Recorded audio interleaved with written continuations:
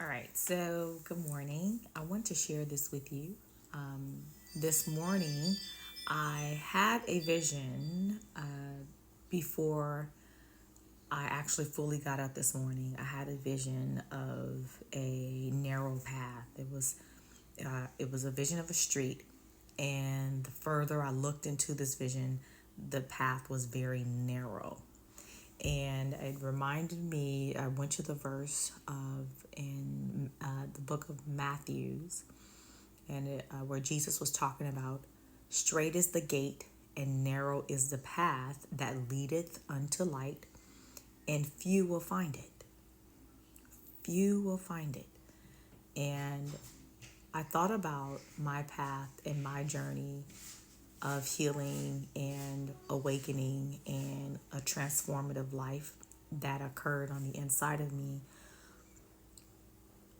all because by faith I followed the voice of God. And that entailed me obeying, that required me letting go of some belief patterns,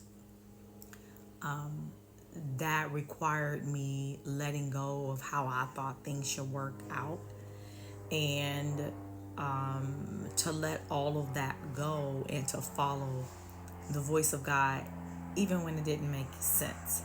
And I think sometimes when it doesn't make sense to our natural senses, oftentimes that gets in our own way. We get in our own way by not following the path of God because of we think our way is better, because of many different reasons. And you have your own, I have my own. I have recognized how I have thought what made sense to me. I found myself frustrated because I thought that what made sense to me, that should be the better way, when God had directed me a different path. And all the path led me and is leading me to life, leading me to that promised land. This is why the path is narrow. This is why it requires you to drop that net. This is why it requires you to stick close to Him, because it is not your life anymore. It is meaning that it is not you being in control of your life. It is more so you relinquishing, giving over your life to God and saying, I trust you with my life. The creator who is the creator of all things. I trust you with every part of me. And that requires you to lean closer to God. And that requires you to let go of some things. It requires you to sacrifice some things. But it is the key to life. It's the key to life. I know this world says otherwise. I know maybe even other conversations might say otherwise, or you might hear other different advice that might tell you to do it another way. Listen to the voice of God. That path is narrow.